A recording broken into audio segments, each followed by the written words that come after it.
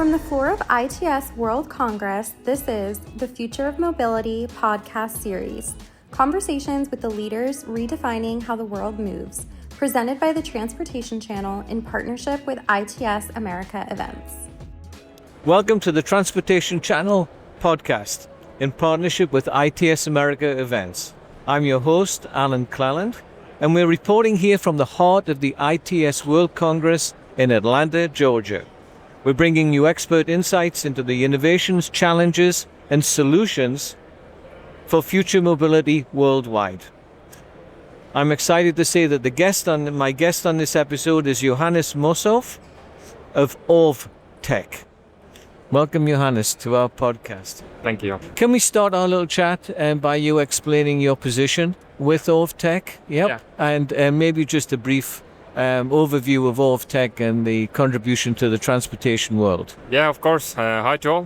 My name is Johannes Mossoff. I'm a member of the board and founding member of OrvTech. Have been in the autonomous vehicle business also already 10 years. Oh. And I studied mechanical engineering, but in autonomous technology in the last 10 years. And OrvTech is really, we want to be the best last mile autonomous vehicle provider. We are a little bit special because we are one of the few in the markets who are building the vehicle, developing the software by ourselves, and it has been a strategy for us to really keep the uptime of the autonomous vehicles high and be flexible in this very, very difficult business. Then we have to be quick in the changes, and that's why we have a strategy that we have access to every part of the technology which we have. And we have different markets, so we are a market leader in Japan. So most amount of autonomous vehicles are based in Japan, are delivered by OrvTech. We are also in the Middle East, in Emirates, Abu Dhabi. We have had multiple projects around Europe, and we are also operating in the US, in West Palm Beach at the moment. Wow, that's quite a breadth across the world, from Japan to West Palm Beach. Yeah. I think quite a lot help for us has been, especially on the market of Japan, and Japan market helped out mainly because the government had a very strong strategy for their development. So Japan government on the prime minister level took a decision in year 21 that there has to be 50 locations covered with autonomous vehicles for the year 26. And after that, they will start investing into scaling.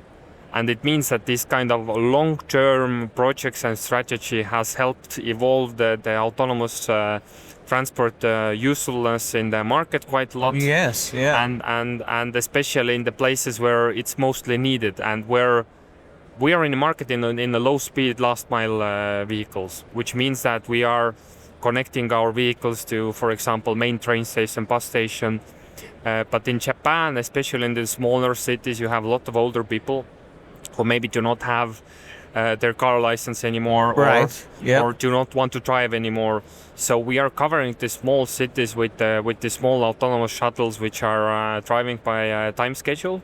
And in this long-term projects, it has been really in a way that in the beginning also the locals said that, okay, we don't need that. It's a lot of expense to the local municipality. But after 2 years and people really getting used to that, and also keeping uptime of the readiness of the vehicle all the time, that they know that the vehicle will be at that time, at that point, and this day means that they are now saying that, okay, we need more vehicles. The government is more investing into that. And at the end goal, it is that the vehicles are also making economical sense, which means that they have to really invest into the regulations to get the certification for the vehicles, and to get to the end goal, for which is also for us that one safety teleoperator in some room can manage 10 vehicles. And this also gives the economical edge. They do not have enough bus drivers for the vehicles. And this kind of case studies in Japan has given us a quite good traction around the world. That's phenomenal. Yeah, very, very interesting. Just to take a step back there, OrvTech's involvement is throughout the vehicle? it's the vehicle itself, or it's software going into the vehicle, or all of it? In a sense, everything. We are developing the vehicle by ourselves. Of course, we are using quite a lot of on-the-shelf parts. We are trying to be as much as seeing as a regular vehicle. We're using on-the-shelf like batteries, motor systems, but everything related to the autonomous driving. So, for example, which might not be thinking as a very important thing, but the base electronics for the vehicle. We have access to every part of the data inside the vehicle, from the brake system controllers, from light controllers, from door controllers, everything inside that we are getting the full data. So every point where our vehicle is in the world, we can get already from the data if anything is going to go wrong, or something is already wrong. We can send maintenance schedules, some service bulletins to them. We can make changes to the firmware that, for example, it's smoother braking for the vehicle, etc. The air conditioning, how it works, we're getting errors for that. And also working on the software side, that we are get access to every part. So if there is any problem, so for example, one day at some point the vehicle is making all the time some hard braking, seeing some object which might not be there, we are getting this data back. We are going through our simulation, doing the software updates, sending back to the client, and the vehicle has solved the problem. We don't have to wait for every different partner in there, please solve that, please solve that. So it's important that at this moment, and also the production of the vehicle.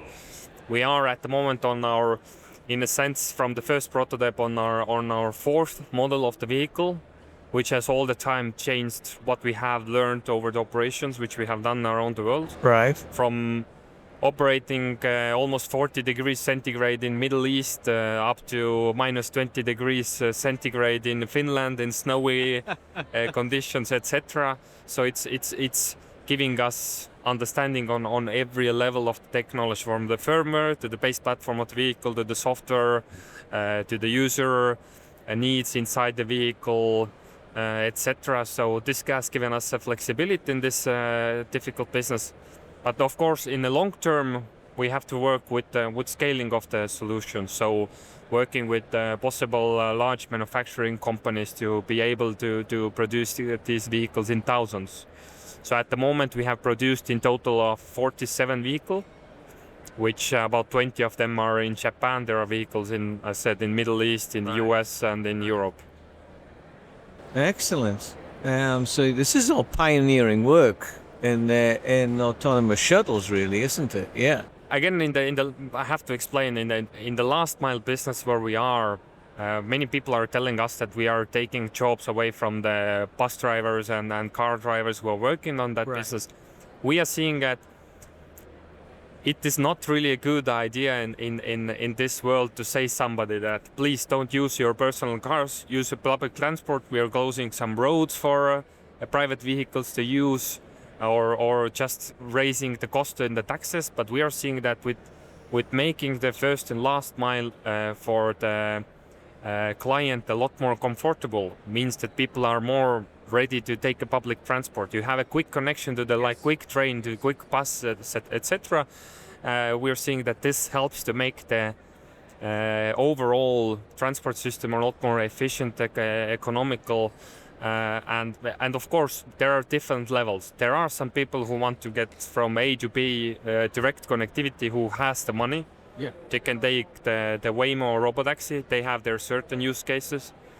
Taking over some certain suburban area to connect to the main train station, or just getting in the small area into the small shopping center, or visit their friends. Yes, they can use also our vehicle, but yeah, it's again making this public transport connectivity quicker, and you can get in front of your home door, which is very important. Yes, exactly. Yes, that makes it a very personal service rather than just a generic transit service. Yeah. And it has been especially again visiting. I have been multiple times to Japan and seeing this older people in Japan. They are so happy. They're going together with their friends into the shopping center, sitting inside the vehicle. They are so happy, and then they are also giving us feedback in that we want more lines, and we really like them. That's amazing. You're overcoming barriers to usage, and safety is one of those barriers. Yeah. So one of the first projects which we did in Estonia was in the year 2019 with our second version of the vehicle. I still remember at that time in Estonia there weren't really any autonomous projects. And remember on the first day I asked some people, and also younger, older people, please come and have a ride with our vehicle. And they were all a little bit scared that, oh, we don't know, it's some new technology, we're scared. There's no driver in there. But again, we're in Estonia, then we got quite a lot into the news. We explained what did we do, etc. And remember a second project in the year 2021, we had a record amount of people in again an area where you had a lot of older people who might think are conservative, don't want to go into these new things. We had rows of people waiting in the bus station to get more rides with the vehicle, and it was over demand. It was their day's highlight to get into the vehicle and try it out. And so fascinating. It's just that they need some. They have to get used to that. Yes. Yeah. Now, on the other aspect, the technology, how the technology helps that. We've heard a lot already here at the conference about AI. Yeah. Can you tell us how AI-powered software is evolving the performance and the safety of your vehicles? So previously our software very much worked on, so our vehicle is built up on LiDARs, cameras, 360 degrees view around the vehicle. But previously our software was very rule-based software, which meant that in some ways it was easier because you had to explain the road authority how your vehicle works. In that way, it's very easy to do that. But now this year we came out our next generation software where AI-based systems are the focus point in there, and it has given like a significant jump in the readiness of the vehicle in autonomous driving, and it's day and night in that sense. From predictions of the different objects, from cyclists to pedestrians to cars, a lot more extra functions, because in this low speed business, which we are up to 25 kilometers per hour at the moment in, for example, a small suburban city. Right. If we have a problem, we have all the time a possibility to stop. If you're driving inside the city with like 25, 30 miles per hour, if you will do a full stop, then you will make a crash to somebody. But in these places, you have a possibility to stop, and if there is any problem, then a teleoperator can connect to the vehicle and make a maneuver of some object which is maybe unknown. But this AI system has given us a leap that we can really have our goal that one teleoperator could manage 10 vehicles. And we see that there has to be some human touch into the technology. Yeah. Because there will be expensive edge cases which you can put billions of dollars to developing every possible edge case, but we are seeing that it does not make sense, and people are more happy if they know that if there is really a problem, then I can talk with a human being that, okay, it's a situation at the moment like that, I will make a maneuver, for example, and will carry on the driving, and then it gives some comfortability for the passengers. You're learning a lot from your deployments here. You've recently launched services in Florida. Yeah. What have been the key lessons that you've learned from bringing your technology to the US market? So overall, because we are in Europe, Estonia, then I think the first key lessons was to find a very good partner in here. So we have been working together with a company, Guidant, who is developing a teleoperation system for autonomous vehicles, and they have been a lot of help of getting our vehicles to the US. Mm-hmm. Also going through different departments of transport to get the license. It was almost 1.5 to 2 years of process of getting the license for the vehicle. That doesn't surprise me. Yes, because this is such a new technology. Yes, exactly. It has taken a lot of time, but now when the vehicle is operating on the route, then again in the first month, people would not maybe recognize it as a solution for them yet. But again, after 4 or 5 months of operation, it's changing to everyday part of the transport. But from West Palm Beach, we'll move forward to Boca Raton for our next project. Yes. And yeah, hoping a lot more projects coming from the US in the next year. Excellent. But so here you are, you're adapting to local regulations. Yeah. Right. So, but how do you adapt to local situations and local regulations, but maintain a certain global standard for your products? Yeah, that's a very difficult one, because at the moment the same thing is in the US, that you have government level regulation, but again in every state there is some differences.